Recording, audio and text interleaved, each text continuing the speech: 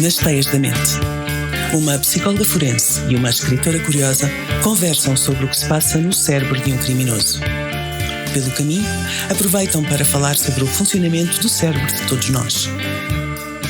Mas não se iludam, nem sempre as mentes criminosas são as mais complexas. Não acreditam? Olá, bem-vindos a mais um episódio do podcast Nas Teias da Mente. Este episódio é especial porque está a ser gravado ao vivo no Instituto Egas Muniz e desde já, Instituto Universitário Egas Muniz, e desde já agradeço ao Instituto ter-nos recebido. Isto acontece em colaboração com o Clube de Leitura deste Instituto e, portanto, é um momento especial para nós. Nós já tínhamos no nosso alinhamento falar sobre ficção e realidade e então tudo se conjugou para que fizéssemos este episódio. Antes que eu me esqueça, porque se eu guardar isto para o final eu vou me esquecer, eu preciso de agradecer à ADLC Audiovisuais, que nos está aqui a ajudar com o equipamento técnico, por isso, obrigada também. Olá, Cristina. Olá, Joana. Hoje é um episódio muito especial. Hoje é muito especial, para já porque estás naquela que também é a tua casa, e para mim especial porque tenho aqui três colegas escritores e vamos falar sobre literatura também. E vamos falar sobre crime, quanto de real há na ficção. O objetivo é esse, é percebermos um bocadinho do lado dos escritores como é que eles fazem isto, de escrever policiais e thrillers, e quanto de real é que isso tem, não é? Porque a Cristina vai-nos dar aqui a visão, nos livros e nos filmes, as coisas passam-se, não sabemos se na realidade se passam exatamente assim. Quero dizer uma coisa, eu gosto de ler, e eu gosto de ler policiais desde miúda. E portanto, isto é mesmo interessante para mim também, porque o meu estilo de leitura preferido são os policiais, que na verdade, depois do meu trabalho, as coisas não são bem assim. Não te cansas? Não tem nada a ver. Pronto. É muito diferente.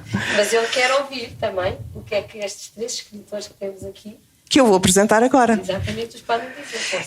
Então, vai por ordem de como estão sentados, que lá em casa não nos veem, mas é assim. Temos o Bruno M. Franco. Olá, Bruno. Obrigada por teres vindo falar connosco. O Bruno é autor de 4 policiais já. O último saiu há uma semana. Exatamente. É a Saga Mortal, O Segredo Mortal, O Jogo Mortal, A Fúria Mortal e A Vingança Mortal, que eu aconselho a que leiam. Temos a Filipa Amorim, que é a autora da Corrente. Olá, Filipa. A Corrente também saiu há 2 meses. Sim, não é? Dia 15 de Abril. Dia 15 de Abril. A Filipa, editado, tem A Corrente, mas eu sei coisas, e eu sei que ela já tem outros escritos e continua a escrever, e por isso vamos ter novidades daqui a uns tempos. Muito em breve. E o Lourenço Ceruia. Olá, Lourenço. Olá, Joana. Obrigada por teres vindo. O Lourenço também já tem 4 livros. Tem gente que produz muito, estão sempre a escrever. O último também foi publicado há um mês. Foi algures em abril, já não me lembro da data, também mas sei abril. que foi em Pronto. abril. São 4. Não posso, tenho que me orientar aqui com os títulos. A Mão que Mata, A Maldição, O Crime na Quinta das Lágrimas e Crime na Aldeia. Certo. Boa. Quem gosta de policiais tem aqui 3 autores que valem muito a pena ler. Eu ia começar, antes de conversar convosco, os 3, eu ia começar por fazer aqui uma pergunta à Cristina, que eu acho que é uma curiosidade que eu tenho e que muitos de nós temos. O que é que se passa na cabeça das pessoas para terem esta curiosidade imensa sobre o crime, sobre homicídios, sobre séries e livros policiais onde pessoas morrem e são estropiadas? E porquê é que nós paramos nos acidentes a ver o que é que está a acontecer? O que é que se passa connosco? Isso faz parte do nosso comportamento, é uma estratégia adaptativa. É uma estratégia de comportamento adaptativo e protetiva, que é tudo o que não é normativo, familiar, aquilo que acontece no nosso dia-a-dia, chama a nossa atenção. Obviamente que nós podemos dizer que é curiosidade, mas na verdade na sua base tem a ver com um comportamento de proteção. Se é algo adverso, deixa lá ver se não coloca em causa a minha sobrevivência. Isto é a base desta nossa chamada curiosidade. Obviamente que agora nós vivemos em sociedade, socialmente, estruturada, não precisamos de parar num acidente, mas não conseguimos resistir.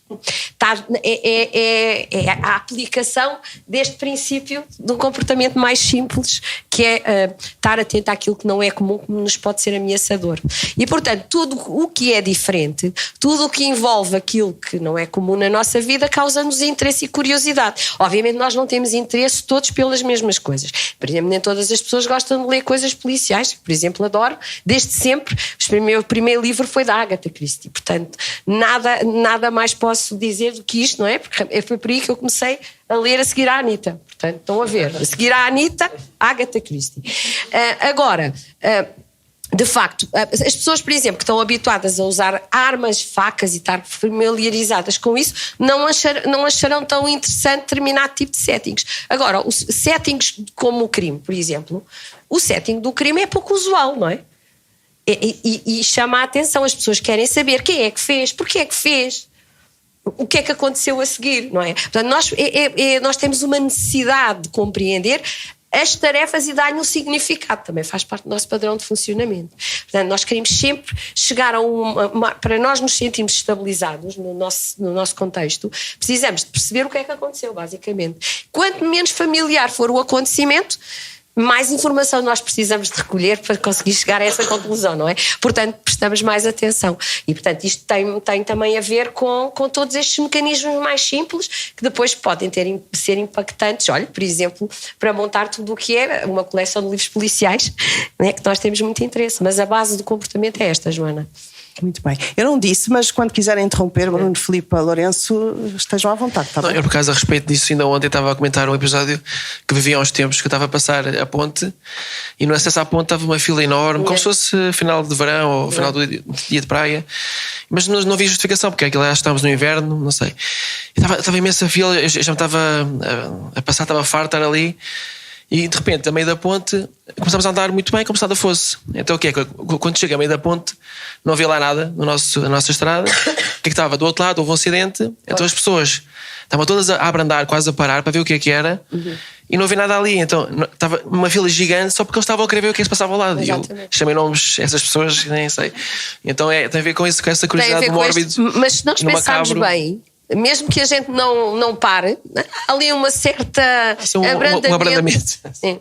É um mecanismo que é de proteção da sua origem, não é? Agora, em certos contextos sociais já não faz tanto sentido. Agora, nós demarcamos isto, reparem, quando nós queremos chamar a atenção de alguém, criamos algo diferente, não é?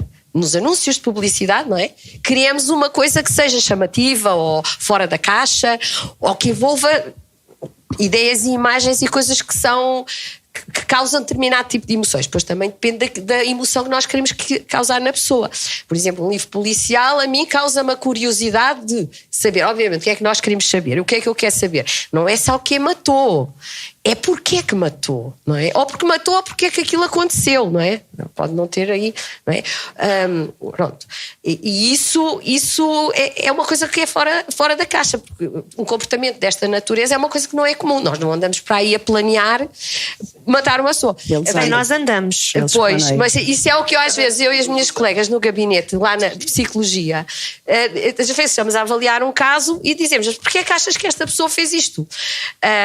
Mete lá nos pés dele, nos sapatos, não é? Como a gente diz. Se calhar, se eu tivesse nestas circunstâncias, eu fazia assim. Eu, por exemplo, já tomei uma decisão em mim mesma que se tivesse que matar alguém era tiro. Nunca com faca. Mas que horror, não é? Pronto, eu já fiz esse processo, estão a ver? Isto tem a ver com a experiência que a gente tem de pensar. Aquele indivíduo matou aquela pessoa, mas às vezes eles não querem contar como, às vezes não sabem explicar porquê. E nós, os psicólogos, que temos de fazer a avaliação, pomos-nos a discutir porque é que ele fez aquilo. Porque eles às vezes dizem, foi uma coisa que me passou, pensar, estava aqui com uma pressão, até os incendiários, estava com uma pressão na cabeça e fui lá e botei o fogo. Para nós aquilo não é justificação suficiente. Mas porquê? Não é? E nós pomos a ele fazer ilações e a tirar interpretações que às vezes podem não ter a ver, mas lá está, é este interesse que nós temos do porquê. E quando é, por exemplo, matar uma pessoa, que é assim o valor mais importante da nossa sociedade, que é o valor vida, nós temos que achar que aquilo tem tem que ter uma razão muito forte. E às vezes não tem. Como um senhor que me disse, eu passei-me, ela mexeu na minha conta bancária e eu, pumba, mandei-lhe um murro e ela bateu com a cabeça. E eu, pronto, não é? Às vezes as razões é aquilo que chamam, às vezes, os motivos fúteis, não é? Portanto, é esta curiosidade que nós temos. As pessoas têm muito este interesse. Daí a escrita, por exemplo, dos policiais, ser uma linha com tanto sucesso, não é?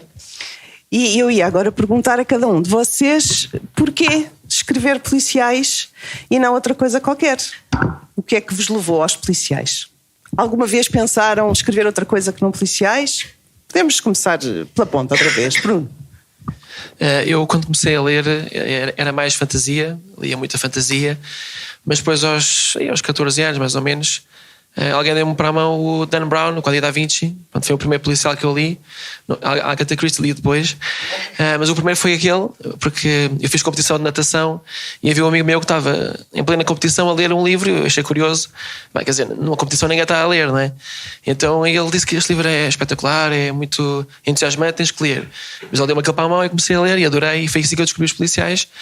E depois é muito por isso. E depois eu percebi que gostava muito mais de policiais pela curiosidade, lá está, do macabro, do mórbido, e tentar perceber porquê, né? Porque é que há pessoas que cometem aqueles crimes. Tanto que o meu primeiro livro eu abordo muito o tema dos assassinos em série, por isso mesmo, porque eu movo mais pela curiosidade em perceber porquê. Não é que eu pense em matar, ou se matasse seria assim ou aquilo outro. Eu nunca pensei nisso, por acaso.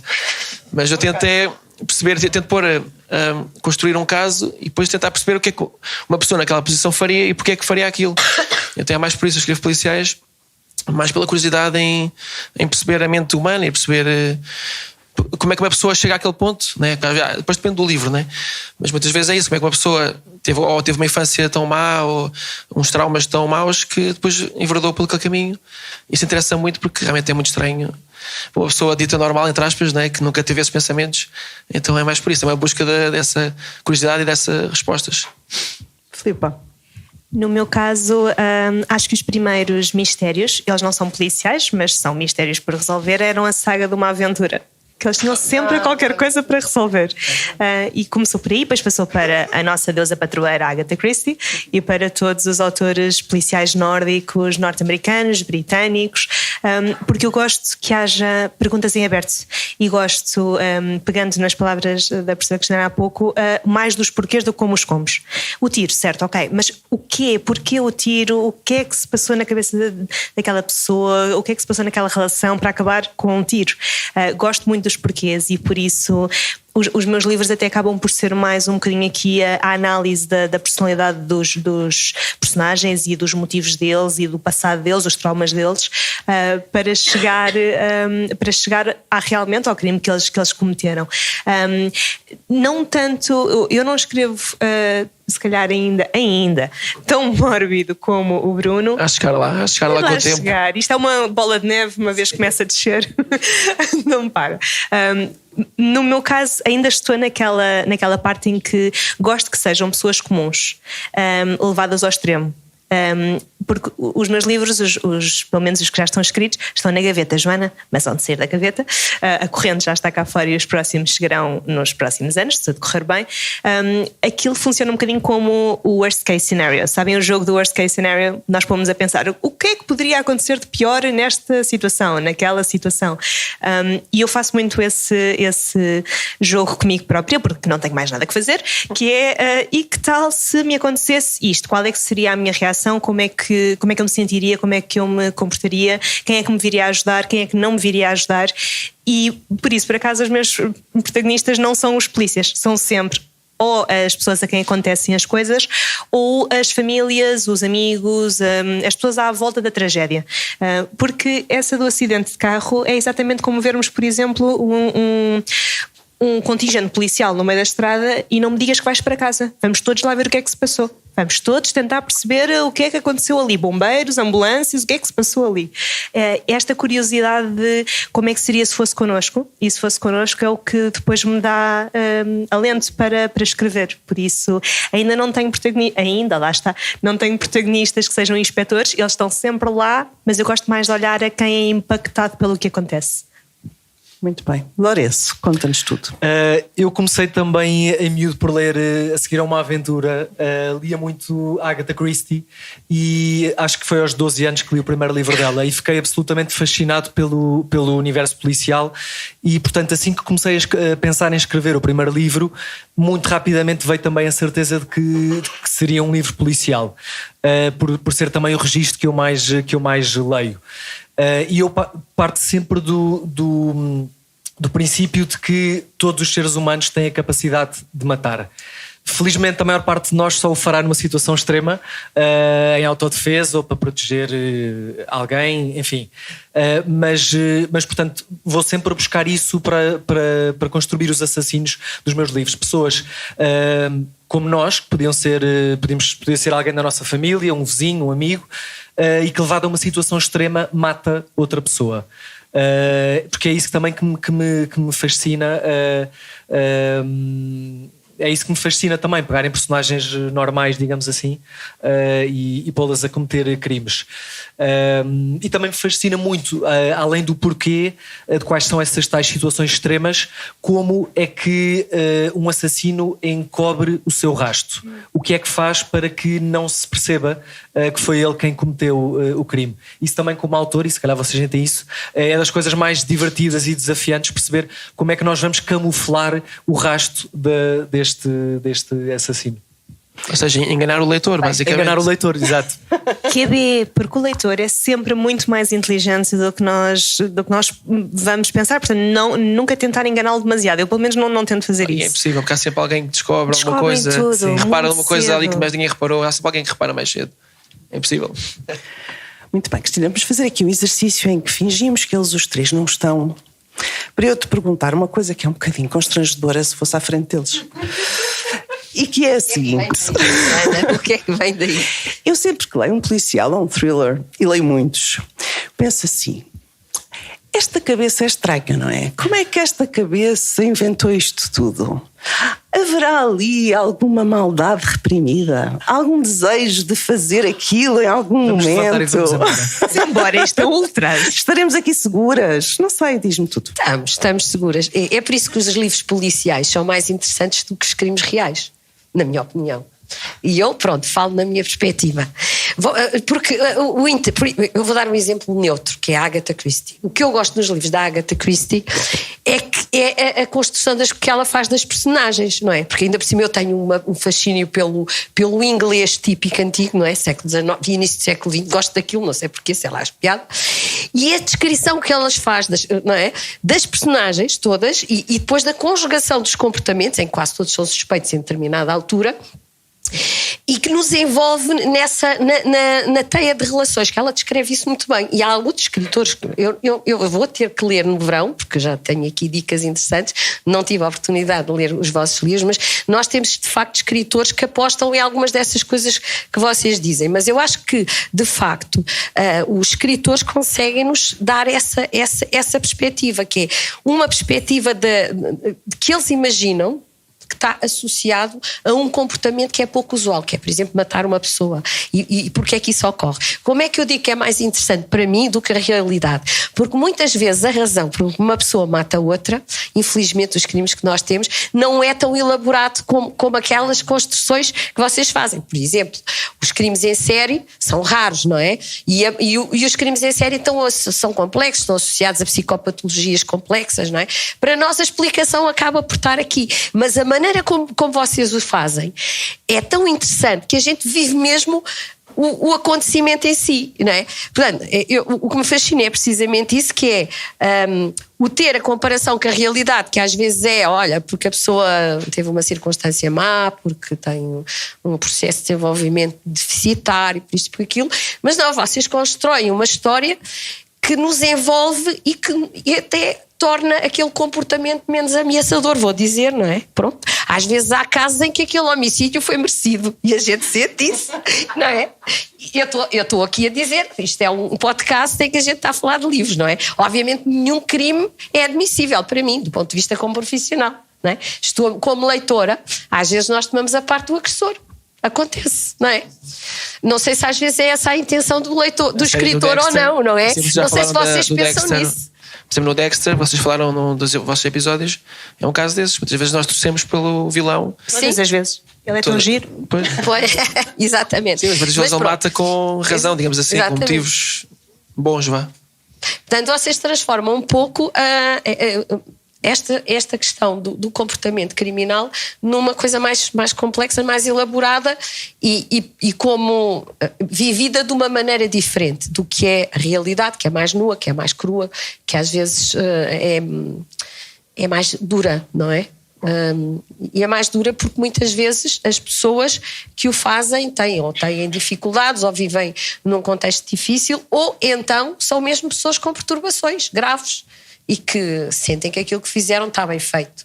E nós sentimos impotentes, não é? Porque aquela pessoa, possivelmente, se tem uma perturbação como uma psicopatia, terá muita dificuldade de mudar, não é?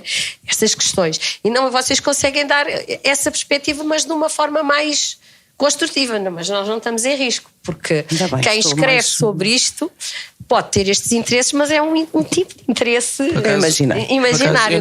É o imaginário, não é? Eu não sei como é que foi com eles, mas quando as pessoas conheciam, as que me conheciam antes de eu escrever, conheciam-me como eu era, e quando começaram a ler os meus livros, começaram a olhar de lado. Pensavam, mas o que é que se passa com ele? Por cima, logo o primeiro, com assassinos em série, e então começaram logo a duvidar, mas o que é que se passa? Mas eu estou aqui seguro ao pé de ti, eu não sei como é que foi com eles, mas comigo foi logo essa brincadeira, né? Obviamente. Sim, mas eu devo dizer-te foi uma brincadeira, claro. Que há ali uma cena no teu terceiro livro que eu fico a olhar para aquilo assim. Quem é o Bruno? Não, isso é o escritor. Isso é o escritor. Não pode ser. Isso é o Bruno do escritor, é diferente. Ó, Joana, não vamos por aí, não é? Não é Daniela, não vamos por aí, não é Miguel? Então, Cristina, se gostas muito da Agatha Christie, eu aconselho-te a leres Lourenço Cerulha, que é muito. Lourenço é a reencarnação da Agatha. Eu não gosto de pôr rótulos, porque acho que todos os escritores têm o seu cunho pessoal, mas é muito nesse ambiente, é muito no ambiente da Agatha Christie. Eu ia perguntar-vos como é que é o vosso processo. Vocês começam por quê?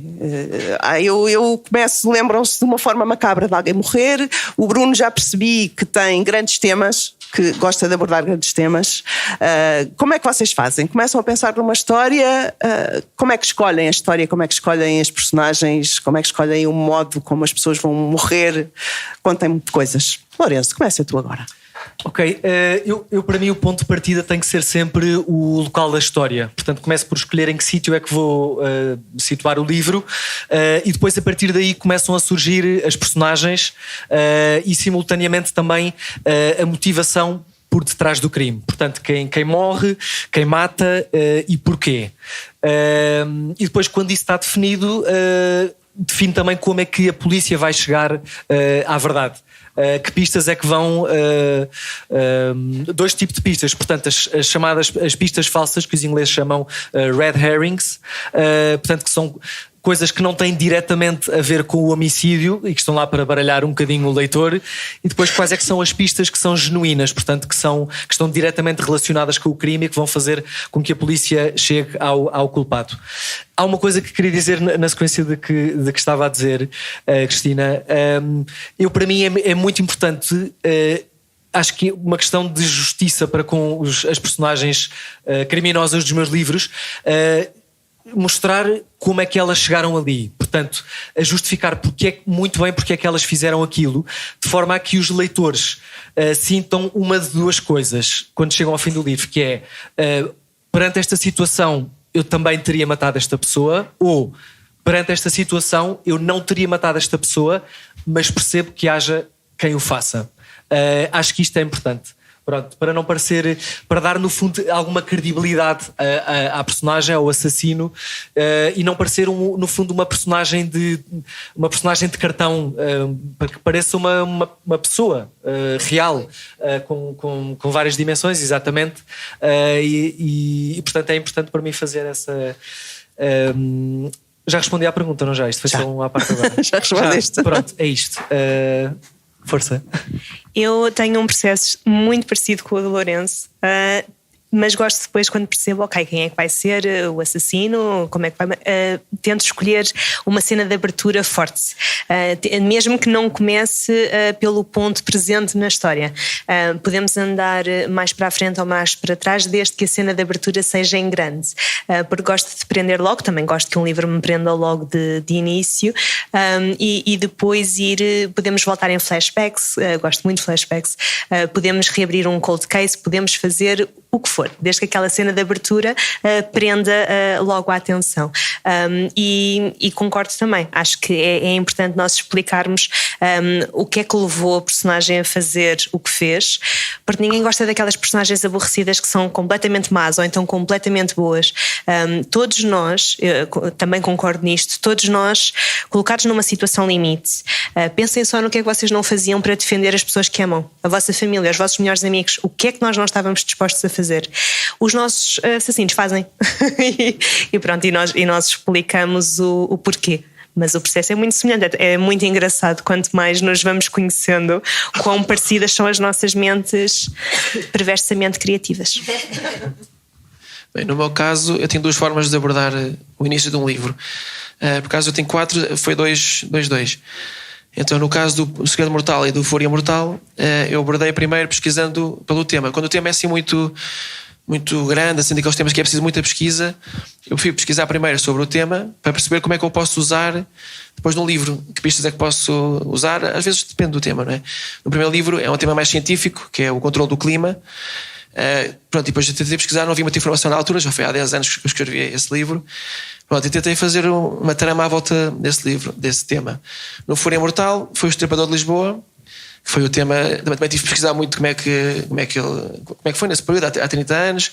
Pronto, até porque é inspirado nesse caso, portanto eu tinha mesmo que pesquisar antes. Agora, no caso do Jogo Mortal e neste do Vingança Mortal, já comecei pelo crime em si. Pronto, comecei pelo crime, tentei perceber quem é que poderia cometer aquele crime e depois é que veio tudo o resto, porque os temas desculpa, porque os temas desses 2 livros são temas que eu consigo abordar de uma forma mais soft, digamos assim, ao longo da ação posso abordar. Por exemplo, no Jogo Mortal abordo o vício do jogo, o valor da vida humana, que às vezes também põe essa questão, o que uma pessoa normal, digamos assim, faria em situações extremas.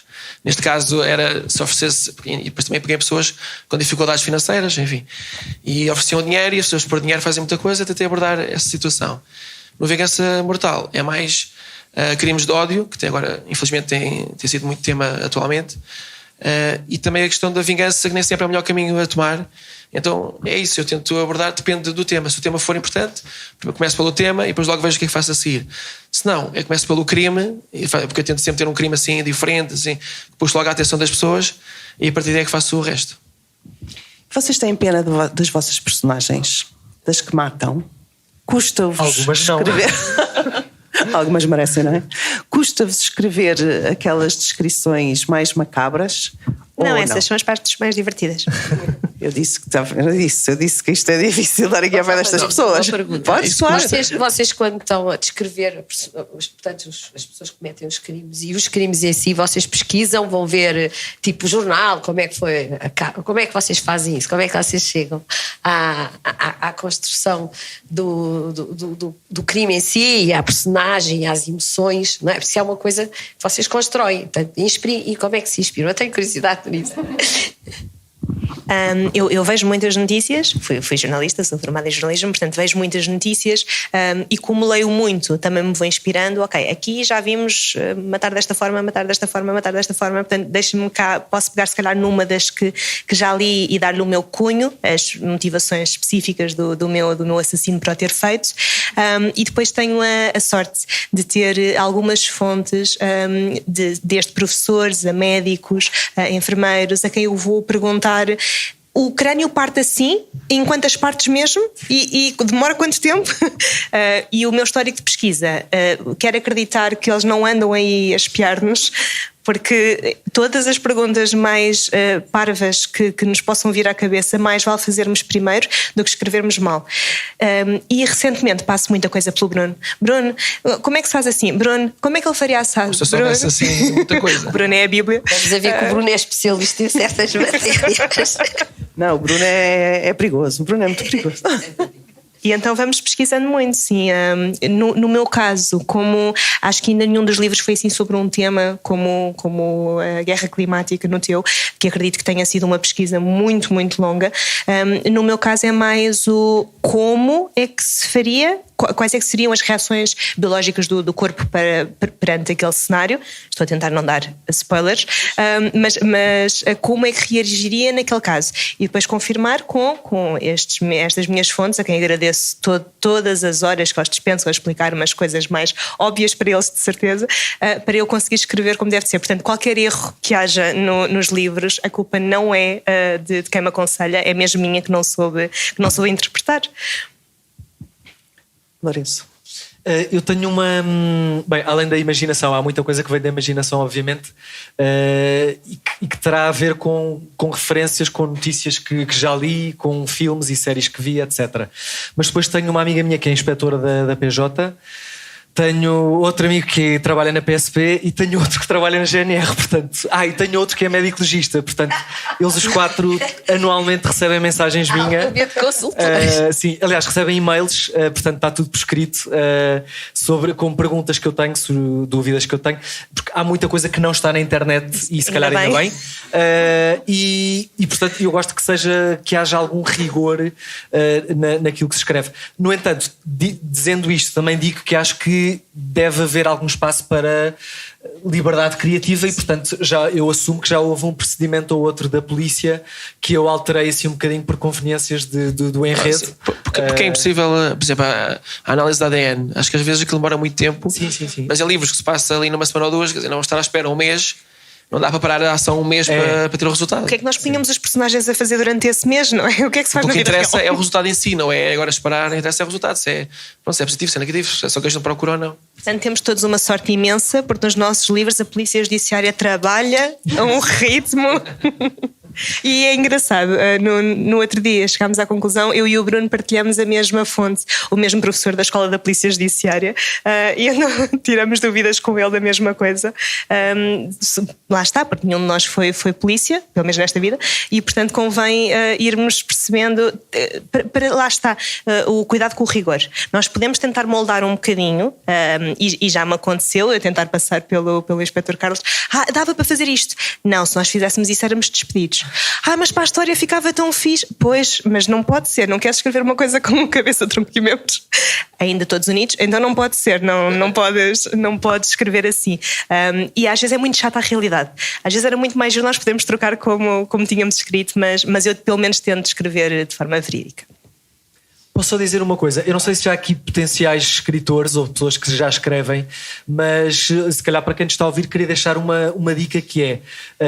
sobretudo para quem quiser escrever policiais, parece que ao início parece uma realidade muito difícil de lá chegar, porque pensamos, eu não conheço ninguém na polícia, mas garanto que se nós começarmos a bater às portas e a perguntar aqui e ali a amigos de amigos, família, garantidamente vamos encontrar alguém não tão longe de nós como nós pensávamos, que trabalha na polícia ou que conhece alguém que trabalha na polícia, e portanto não se desanimem, não percam o entusiasmo por acharem que é uma realidade muito distante, porque é relativamente fácil de chegar a alguém da polícia ou perto. Olha, no meu caso foi no LinkedIn, por exemplo.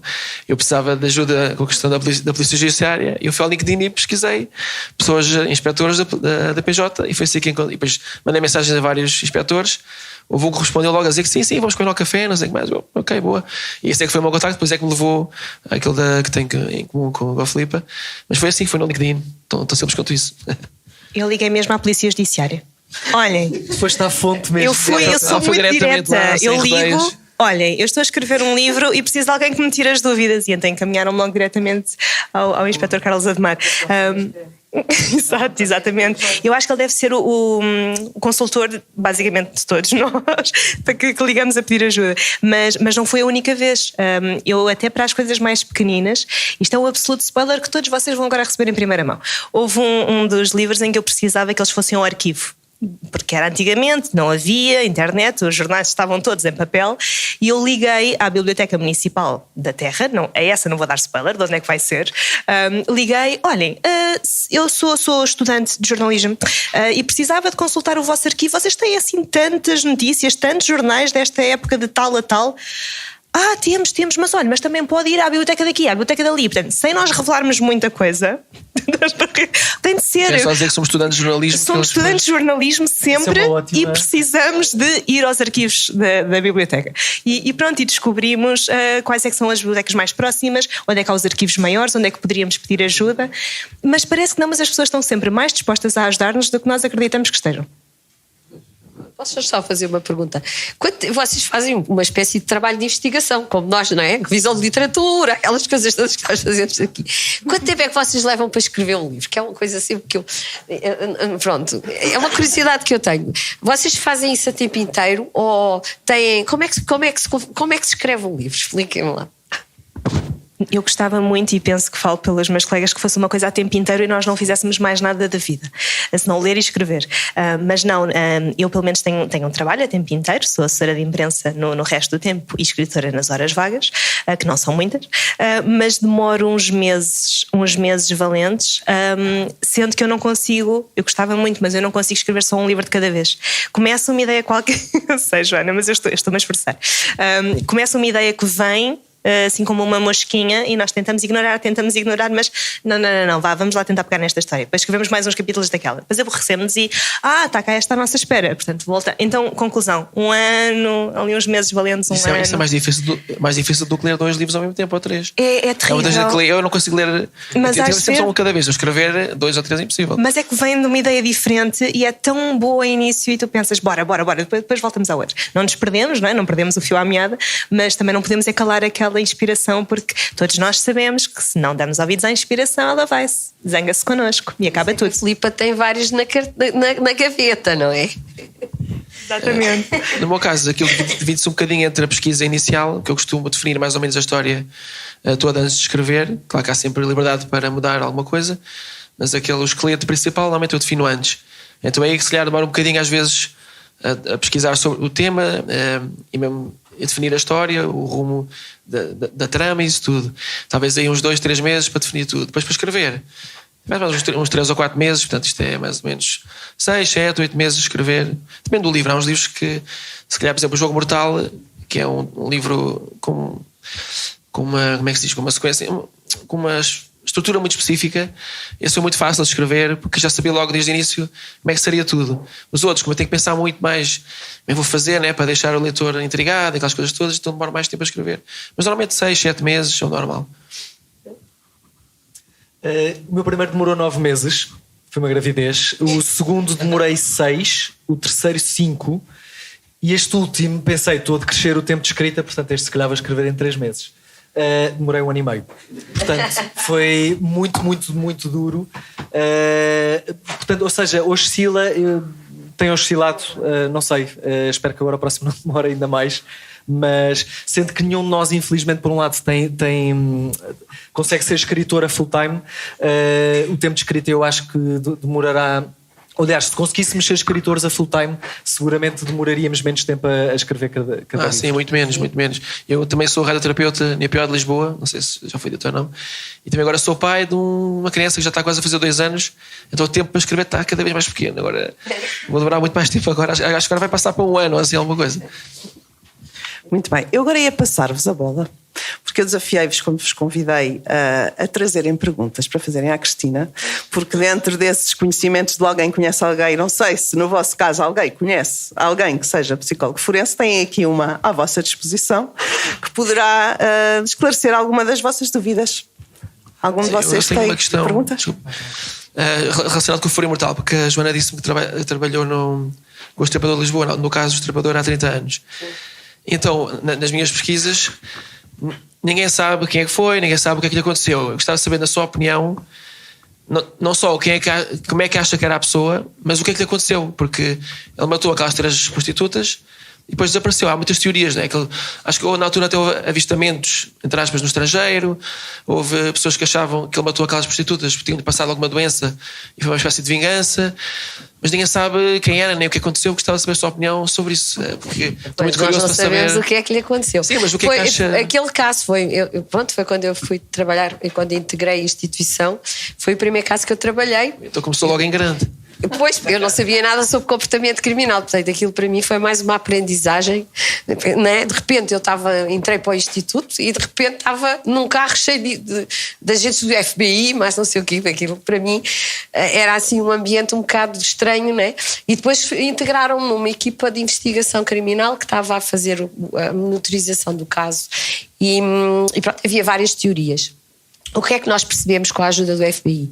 Que o caso, que tínhamos poucos mortos, portanto, o crime em série, em média, para eles é 11 mortos, para até identificar o indivíduo, e a gente diz assim, bem, isso é o número de mortes, eles diziam, 3 mortes. Quantos homicídios é que vocês têm aqui? Nós dizíamos, isso é o número de homicídios na cidade de Nova Iorque no mês. Pronto, nós somos diferentes. Fiquei a perceber que de facto nós éramos um país super pacífico e que de facto há várias possibilidades, não é? No crime em série nós podemos ter indivíduos que de facto o crime em série é ativado por fatores externos que têm a ver com a vida do indivíduo. Nós na altura estudámos tudo, as luas, os programas de televisão, sei lá, foi a loucura, foi um trabalho giríssimo. Pronto, os polícias são extremamente criativos, eu nunca tinha feito aquilo e portanto eu estava lá sentada com eles e íamos discutindo o assunto. Olha, vamos ver agora a programação, o que é que aconteceu? Fomos pegando nas dicas que o FBI tinha dado, não é? E para tentar perceber o que é que tinha acontecido.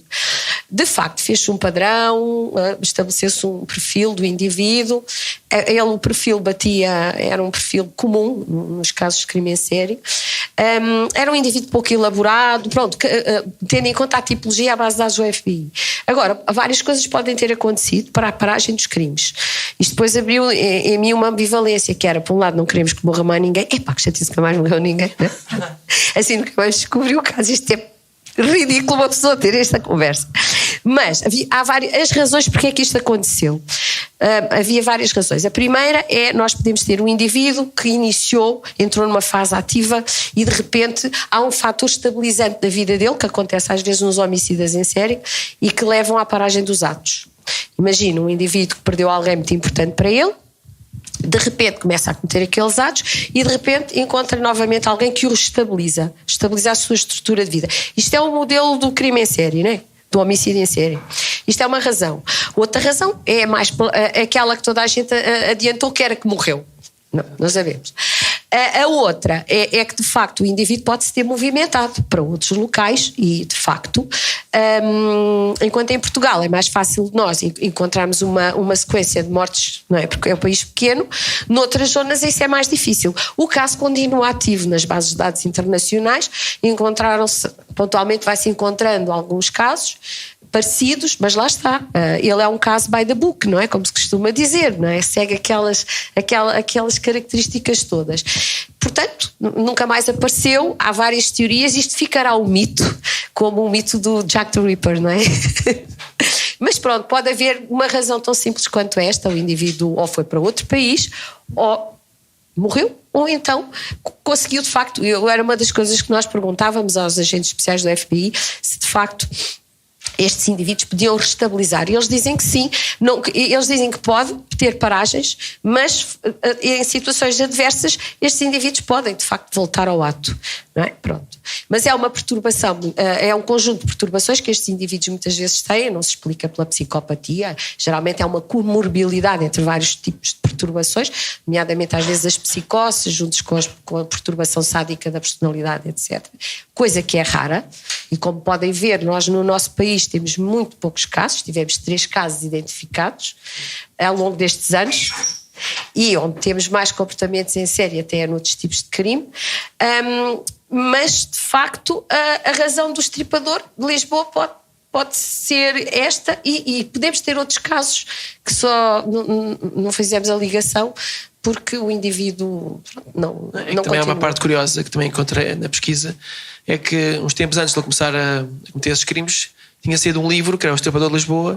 Era do Luís Campos. Pois, e que eram crimes que até eram parecidos. Eu li o livro na altura, claro. E o Luís Campos também, coitado, foi chamado à polícia. Pois é isso, e houve essa questão. Claro, para explicar, não é? Porque, pronto, aquilo naquela altura era um desafio. Aquilo foi um desafio, não é? Vocês imaginam que é a cidade de Lisboa em pânico, não é? As pessoas em pânico, principalmente as profissionais da noite, não é? Coitados, que tinham medo, e portanto havia a preocupação enorme na polícia para resolver a situação e portanto tentar dar o melhor numa situação que não havia experiência, porque felizmente nós na Europa somos um país calmo, né? E assim continuemos, que é bom sinal. E de facto o livro, alguém se lembrou? O livro do Luís Campos, eu li. De facto o primeiro crime do Luís Campos é muito parecido, mas depois já não é. O livro não é exatamente. Coitado do Luís Campos, foi. Eles foram falar com ele, perguntar, ele não era acusá-lo, não é isso que estava em causa, mas para perceber como é que ele tinha escrito o livro, se conhecia alguém, se aquilo era inspirado em alguma situação. Pronto, era uma fonte de informação interessante, vamos dizer, não é? Sim, mas o livro não é totalmente igual. Se quiserem ler, leiam. Eu na altura eu li e pronto, também naquela, assim, abruptamente, num dia inteiro fui ler o livro de fio a pavio. Mas pronto, o primeiro crime é muito parecido, sim, muito mesmo, sim. A história da vítima. Leva-nos a pensar se a pessoa não terá lido o livro antes de começar a cometer os crimes. Não era um livro muito conhecido, mas eu acho que muitas vezes estes comportamentos não são inspirados quando são aqueles agressores de referência, não é? Aquele indivíduo tipo Teddy Bundy, etc. Agora, aqui poderá ter sido. O crime é um crime pouco comum, tem esvisceramento, não é? Não é? Esvisceramento, que é uma coisa muito rara, e portanto pode ter sido mesmo uma experiência do indivíduo, que às vezes acontece, raramente, felizmente, não é? Só na ficção é que acontece connosco. Sim, os outros crimes em série que nós tivemos cá em Portugal são de estrangulamento, não envolvem este tipo de poder, controle mesmo da vítima, portanto é diferente, não é? Uma coisa mais próxima. Pronto. Filipe, mas eu também tenho muita curiosidade com esse caso, não é? Se fica sempre aquele referencial, e já há muitos escritos. Aliás, o Dr. Barra da Costa escreveu a tese de doutoramento dele sobre o caso, não é? Sobre o Estripador de Lisboa. Sobre isso do Moita Flores, sim, para a RTP. Sim. Mas polícias, não é? Polícias. Só que, tal como na realidade, não se chega a uma conclusão. Sobre a identidade. São aqueles casos que ficam, não é? O FBI tem também um caso que deu origem a um filme, que eu agora não me lembro o nome, que é o Zodiac. Também o Zodiac deles é o nosso Estripador de Lisboa, não é? Portanto, todos os países têm os seus casos, não é? Como nós temos menos, é mais. Prende-nos durante mais tempo, felizmente são menos. Só perguntar isto, quase certeza que era um homem. Pergunto. A probabilidade de ser um homem é maior do que ser uma mulher, não é? De facto, os homens estão muito mais envolvidos na agressão física. Não? Se for por essa questão, de facto, a violência é muito mais explicada nos homens do que nas mulheres, de forma geral, não é? E no homicídio, sim. Se nós formos ver os homicídios cometidos por homens e por mulheres, não é? Nas relações de intimidade, por exemplo, que é um grupo que nós aqui estudamos mais, vocês veem um rácio de, sei lá, dos 40 casos, pá, aí 3 ou 4 são mulheres, o resto são homens. Pronto, tem muito a ver, não são só fatores biológicos, mas é a conjugação de fatores biológicos, culturais e sociais. Não é meramente uma questão hormonal, não é? Mas tem muito a ver com a maneira como os homens e as mulheres expressam a violência. Mas as mulheres também são violentas, não é? Mas as outras também são. Mas há aqui diferenças na expressão do crime, não é? Portanto, é isso. Filipa.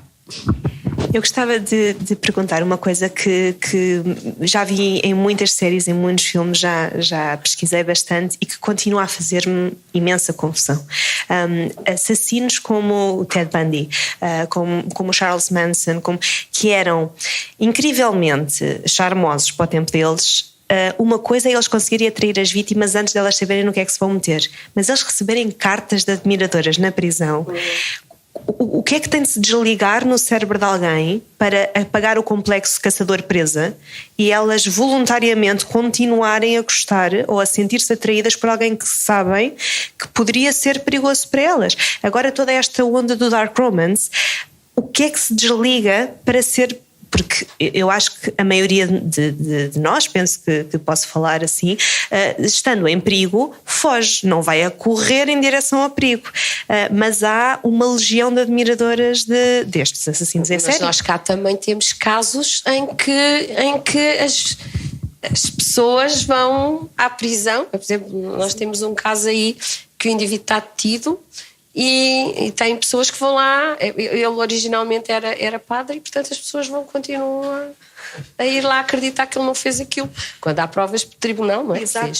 O que é que isto quer dizer? Quer dizer que, para além do fascínio que nós temos por certo tipo de indivíduos que são carismáticos, não é? A questão é que muitas vezes nós não vemos que aquilo seja perigo para nós.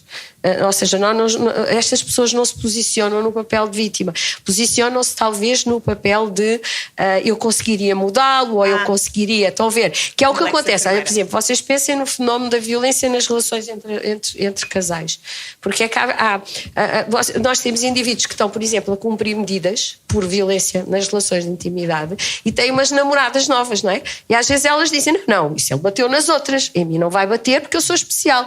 E depois vem a verificar-se que se o indivíduo tem um padrão violento, ele acaba por vir também a ser violento com aquela mulher, não é? Mas nós temos aqui, de facto, pessoas que têm um fascínio por determinado tipo de personalidades, que são de facto personalidades marcantes, são indivíduos geralmente com determinado tipo de estruturas de personalidade, que têm uma coisa que a gente chama tecnicamente o charme superficial, são charmosos, e às vezes a gente está a ouvi-los falar e diz, caramba, como é que eu falo? Que é interessante, é uma pessoa interessante, não é? E só às vezes começamos a perceber a sua verdade, é tal máscara que nós conseguimos às vezes construir quando temos esta competência de manipulação, e as pessoas só começam a perceber mais tarde, não é? Que aquilo pode ser de outras coisas, e eu posso dar sempre explicações alternativas em como se calhar aquilo até pode ter sido um complô contra o indivíduo. Estas pessoas constroem aqui desculpas, processos de mecanismo de defesa, processos de pensamento.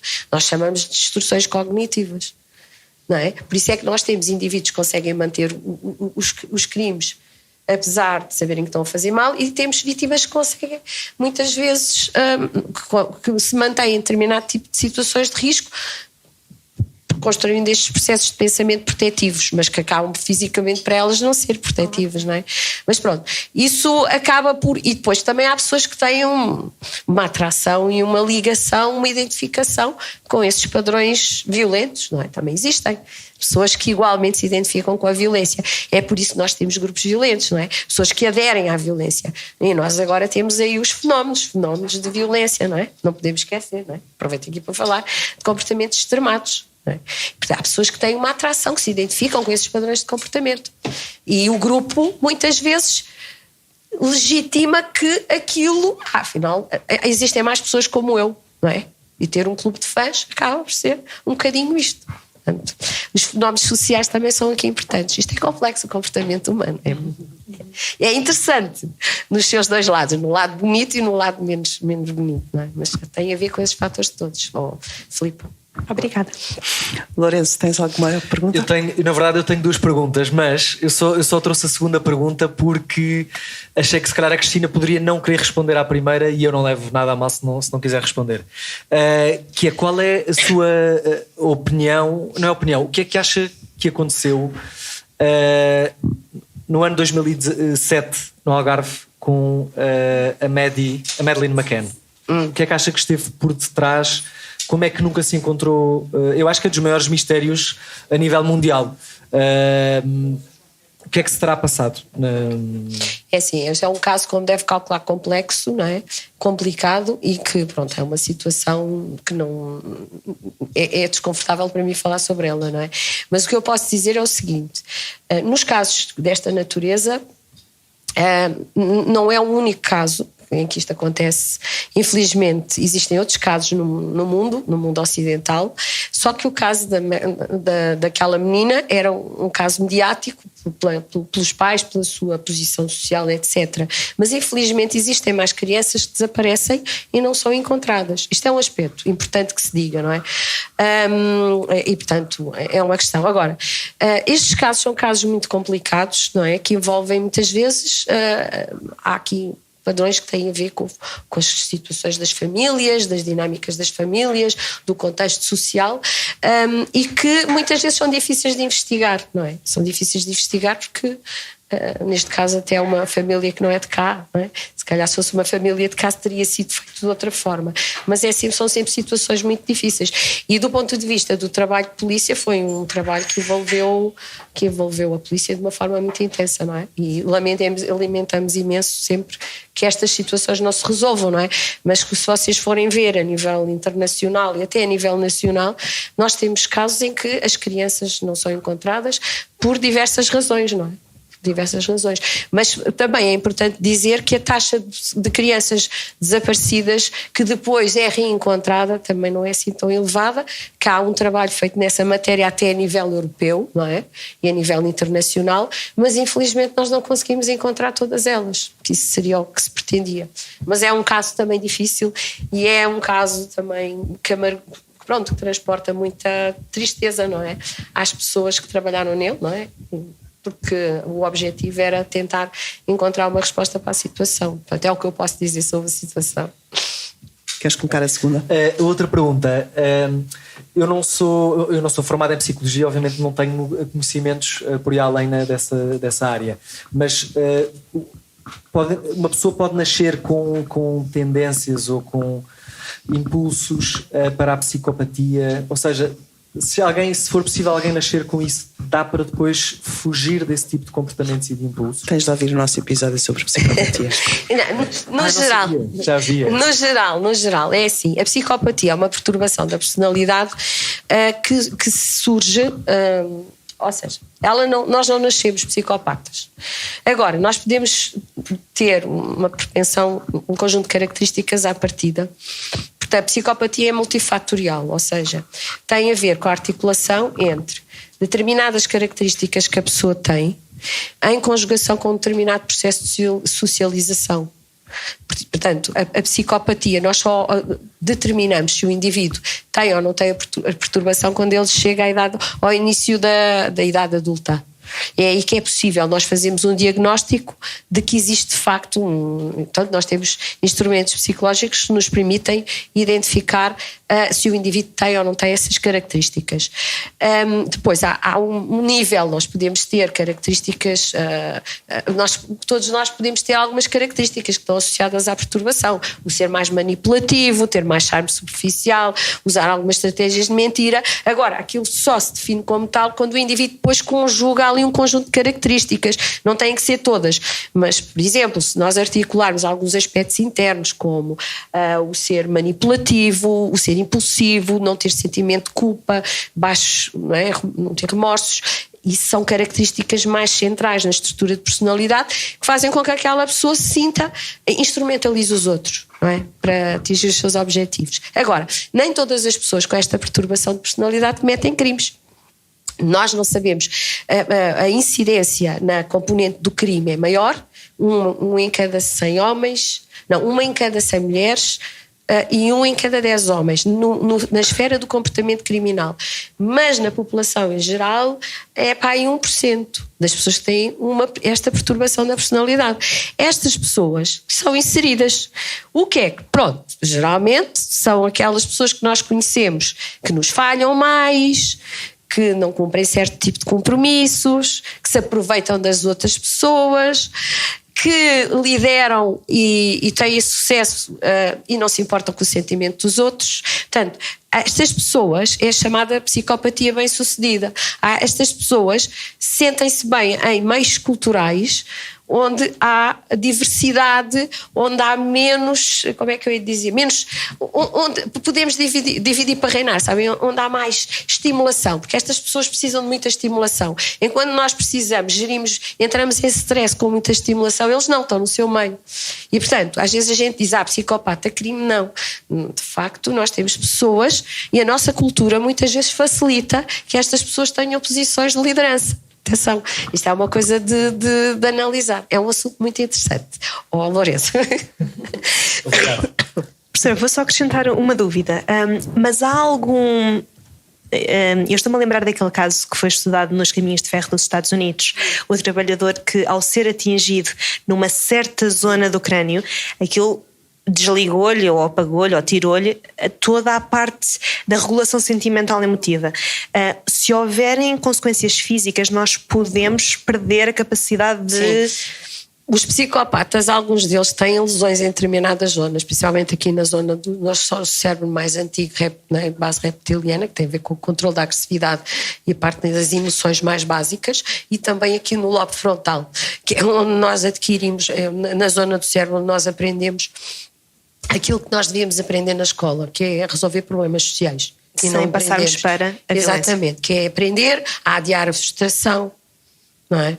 A perceber que eu não tenho agora, tenho que respeitar o meu espaço e o dos outros. Isto é um processo que ativa zonas complexas do cérebro, como resolver um problema de matemática, é o que dizem as pessoas que estudam estas coisas, não é?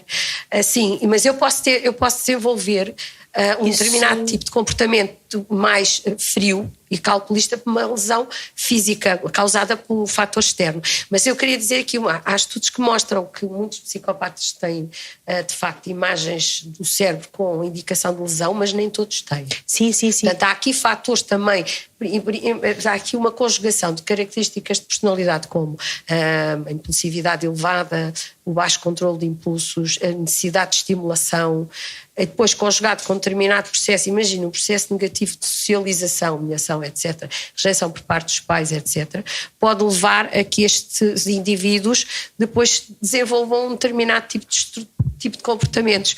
Ou então, de facto, passou por um conjunto de experiências e é uma criança muito ativa e os pais não sabem muito bem como lidar com eles e punem-no muito. Pronto, isto também não se sabe muito bem. Hoje em dia questiona-se muito a importância do modelo parental no desenvolvimento da psicopatia.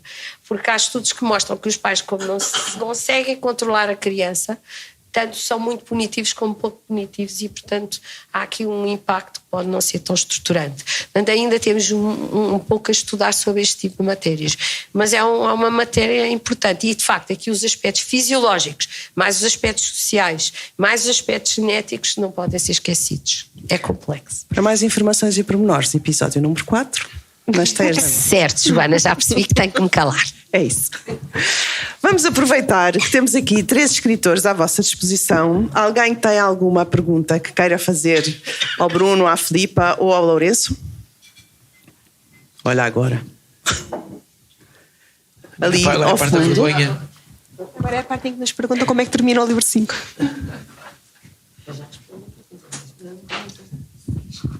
Obrigado, Daniel. Falaram em assessores, obviamente foram consultar indivíduos que estão ligados de alguma forma a órgãos de polícia criminal ou tribunais. Como é que verificam a veracidade do que eles vos dizem? Assim, nós normalmente confiamos neles, não é? Pois. Portanto, é uma questão de crença. É por isso que depois andam atrás do Ted Bundy. Nós normalmente nós confiamos no que eles dizem, porque eles têm experiência naquilo que nós precisamos que eles nos ajudem, mas também temos outras pessoas, também há uma advogada que eu costumo perguntar algumas coisas e ela confirma coisas que eu acho que são e que me dizem como é que é. Mas é uma questão de crença e de confiança. Normalmente na sim, base. a crença, sim. Sim, e tantas pessoas depois ajudam-nos a rever que se alguém achasse aquilo muito estranho, também nos chamava a atenção do género, de certeza absoluta que não é essa a lei, ou de certeza absoluta que não era essa a consequência que tinha. Pelo menos os meus livros, antes de chegarem à minha editora e estarem preparados para começar, passam por várias pessoas a quem eu peço, revê-me só esta parte aqui, revê-me só se isto está, mas sim, muita fé em Deus e nas alturas, naquilo que nos dizem. É igual eu ia dizer, é a confiança de que são pessoas já com alguma experiência também de trabalho e que estão na área delas, estão com peixe na água, portanto acredito que tudo aquilo é verdade. E que nos querem ajudar, não é? Nos querem ajudar. Sim. Isso é que é o problema, é quando queremos ter protagonismo às vezes. O Alexandre é um provocador. Devo dizer devo referir que do ponto de vista do produto final, obviamente que não há problema, a ficção faz parte da área, portanto é mais uma questão tecnicista, como eu penso que a Filipa estava a dizer, do ponto de vista legal, etc. Mas há muitos pormenores, não digo na escrita, mas em tudo o que vemos que são dramaticamente incorretos. Não é só o DNA ao fim de 2 dias ou 3 dias. Aliás, em Portugal escusam de pôr DNA porque ninguém faz DNA. Portanto, fazem, mas de facto vão cruzar com o quê? Uma base de dados inexistente. Não é que tem 700 pessoas. Comparar um pessoas. suspeito com... Não, mas havia alguém que era um teste de paternidade. E o teste de paternidade dava perfeitamente. Então, Deixa-me só comparar contextualizar. o ADN do suspeito com o vestígio que se encontra no crime, por Se exemplo. for direto, obviamente. É a mais nesse comparação sentido, direta. mais Mas é o que dados em temos. Portugal. Nós, enquanto a base de dados do Reino Sim, isso Unido não tem temos, sim. 10 milhões de pessoas, a nossa tem 700 e a maior parte deles são peritos da PJ, porque são os falsos positivos, não é? Porque tem que ter. De resto, primeiro que chegue lá tem de passar por um processo muito complicado. A nossa lei não permite. O que é interessante, porque a impressão digital é igualmente biológica. Deixa-me só explicar ao Bruno, à Filipe e ao Lourenço. O Alexandre Quintas é o professor coordenador do curso de Ciências Forenses aqui do Instituto Egas Muniz. Portanto, a próxima vez que tiverem dúvidas e que precisarem de algum esclarecimento, é aquele senhor. E temos que Pode acreditar. ajudar. E temos que acreditar que vai dizer a verdade. Não, também. eu Exatamente, passo o sim. livro bancário logo e vocês a partir daí já sabem que é verdade. Não, eu tento validar toda a informação quando pergunto a alguém, não é porque eu saiba mais e pelo contrário, continuem a utilizar as vossas fontes que está tudo bem. A outra questão é, tem esses assessores e do lado dos criminosos, já consultaram alguém? Silêncio.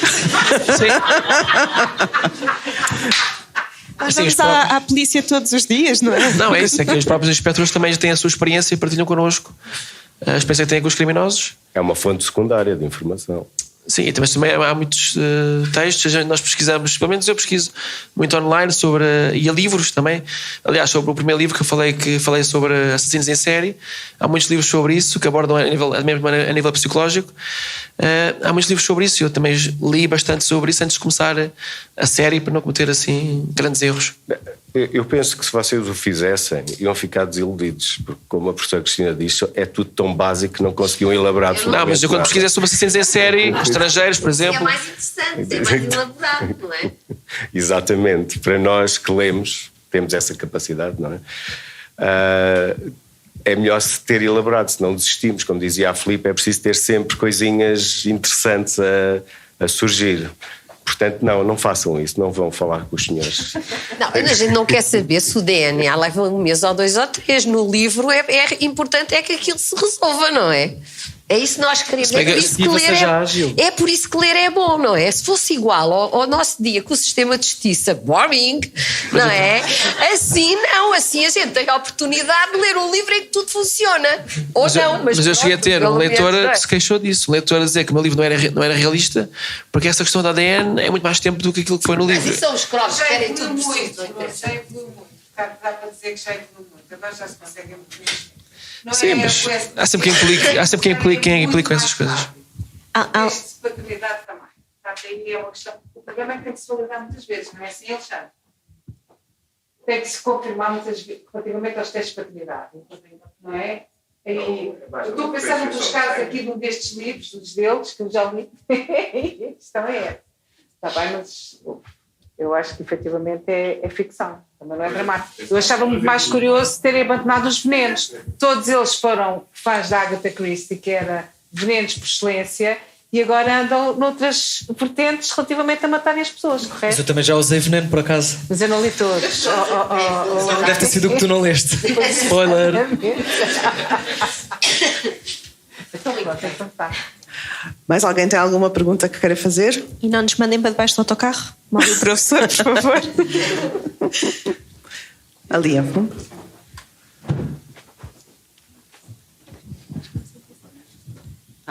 Olá, boa tarde. Eu tenho pena, mas realmente o único livro que não li nada da Filipa e do Bruno também comecei a ler há pouco tempo.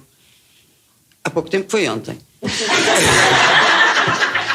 Há pessoas que leram em 24 horas, portanto. Mas eu não consigo, porque o livro não é exatamente... Eu estou a ler A Fúria Mortal e aquilo deu uma volta ao estômago, quase que esventrava como as vítimas. E agora estou aqui a defender um bocadinho estes senhores que eu já li e em... Não, mas é realmente para o professor Alexandre. E até agora ainda não encontrei, não que eu seja, quer dizer, não sou perita em ciências forenses, mas estou a dar aulas em ciências forenses. Até agora ainda não encontrei nada que me salta aos olhos, também não sou perita, mas assim uma coisa que as análises de DNA demoraram no livro do Lourenço, pai, uma semana ou mais, e era vestigial, era em relação ao que estava encontrado na vítima. E era Só foi uma semana.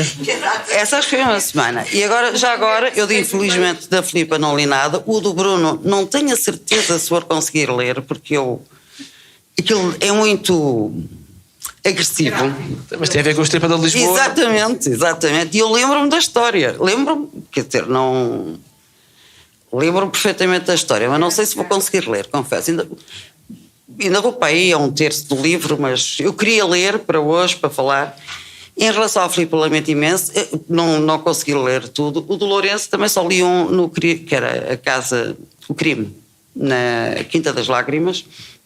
A Quinta das Lágrimas, agora sim, aqui em conjunto com o professor Alexandre, nós estudámos lá, não na Quinta, mas em Coimbra. E, portanto, é um referencial muito conhecido, e achei, não sei se foi, eu não quero estar a falar, mas acho que teve, claro, toda a gente sabe que a Quinta das Lágrimas é o pano de fundo para o crime da morte de Inês de Castro.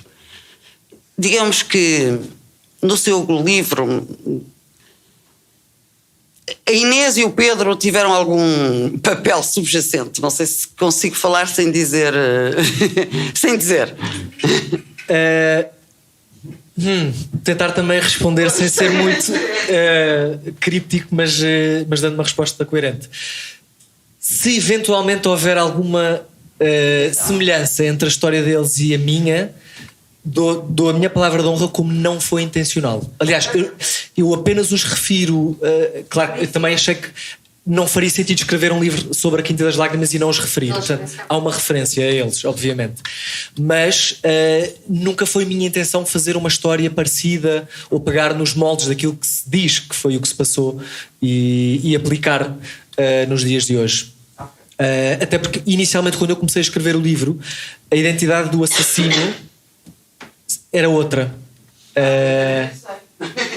Pronto. E portanto. Estava a pensar que ia ser outro. E a alteração não teve a ver com necessariamente poder ser uma aproximação à história de Pedro Inês, digamos assim. É só o local, Sim, é só o local. Sim. Eu vou dizer, quer dizer, não quero estar sequer. A razão porque eu pensei isso no fim foi por causa não pelo móvel, ou seja, pela intenção do crime, mas pela natureza do assassino. Natureza como?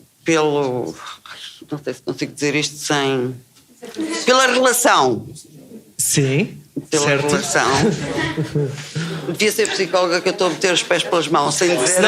Se calhar falamos no fim os dois. É melhor. Depois volta para o segundo episódio. Exatamente, no segundo episódio. Bom, a nossa conversa já vai bastante longa. Temos aqui uma pergunta? Então vamos acabar com esta Sim, boa pergunta. tarde. Eu queria perguntar, isto é uma pergunta para todos. Todas as vossas personagens são ficcionadas, ou seja, foram construídas mesmo do ponto de vista físico e psicológico, ou alguma delas foi inspirada numa personagem real, em alguém, e agora distingo, quer do ponto de vista físico, quer psicológico, porque às vezes nós podemos caracterizar uma pessoa que conhecemos todo do ponto de vista psicológico e não ver um único traço físico que nos permita identificá-la ou relacionar com alguém. Era só isso, obrigada. Psicologicamente elas são criadas do zero. Fisicamente é muito engraçado porque gosto de ir buscar imagens, não sei se os meus colegas fazem isso, mas eu faço álbuns no Pinterest com imagens de atores e atrizes que fossem parecidos fisicamente. Se tiver então várias fotografias deles com várias expressões, ainda melhor eu consigo entrar dentro dele. Isto não está a soar tão bem como na minha cabeça, mas por exemplo, há uma personagem que eu escrevi e na minha cabeça é o Diogo Infante do princípio ao fim, e portanto às vezes escrevo Diogo sem querer e depois faço o control find do género. Eu não escrevi Diogo em lado nenhum porque é mesmo, eu estou a ver o Diogo Infante a falar e pronto, e inspiro muito nele. Nas pessoas da minha vida real é engraçado porque os meus amigos de vez em quando vêm ter comigo, aquela personagem é muito parecida comigo, eu diria aquilo ou eu faria aquilo, e eu não, é obra pura de ficção, obra pura, mas não é. Assim, no meu caso, a parte física, eu primeiro penso como é que queria que fosse o personagem e depois é que procuro algum ator, algum cantor que seja parecido, que é para depois ter uma... Assim, sempre que eu penso naquele personagem, lembro-me, ok, é aquele. Mas primeiro eu penso no que é que eu quero e depois é que procuro alguém que seja parecido. A nível psicológico, também queria o do zero, exceto os assassinos ou aqueles psicopatas que eu abordo, muitas vezes são inspirados em casos verdadeiros. No caso do Estripador de Lisboa, pronto, esse é o caso mais óbvio, mas também faço isso assim. Portanto, nós já fazemos logo o casting para um dia em que queiram fazer uma série ou um filme, já temos os atores escolhidos. Não imaginei que fosse assim. Eu vou buscar, é sempre fruto da imaginação, a criação das personagens, mas eu acho também que é óbvio que há traços que vamos buscar a pessoas que conhecemos, ou família, ou amigos, ou pessoas com quem nos cruzámos alguns na vida em algum momento. Eu, quando vou buscar às vezes alguma característica muito vincada a alguém próximo de mim, eu normalmente troco o sexo da personagem para que, sei lá, se for buscar alguma coisa a ver com a minha mãe, por exemplo, que seja muito óbvia, faço com que essa personagem seja uma personagem masculina, só para depois não ser deserdado ou coisas assim, não ferir suscetibilidades. E depois a escolha do nome também é muito importante. Eu acho que o nome veste a personagem. Há nomes que quase nós nem precisamos de dizer muita coisa, que nós conseguimos criar muito rapidamente uma imagem na nossa cabeça sobre como é que será aquela pessoa, como é que se movimenta, como é que fala, de onde vem, motivações, etc. Dê lá um exemplo.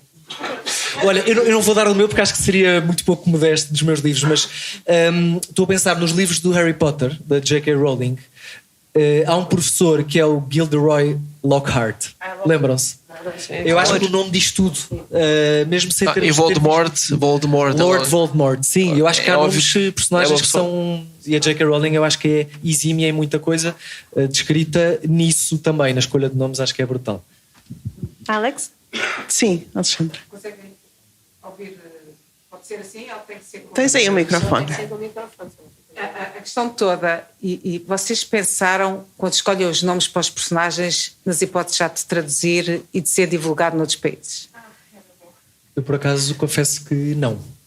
É porque há aí que faz isso, não é? Pronto, ele já pensou, vão-me traduzir isto, e então ele já escolheu nomes para os principais personagens deles que soem bem em termos de tradução. E como vocês estão a dizer, às vezes os nomes já dizem qualquer coisa, a pergunta era se vocês... Porquê não? Porque vocês estão a ter sucesso, não é?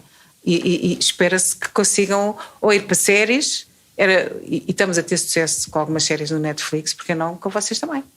Temos sempre que pensar e há determinadas coisas que é o limite é o céu.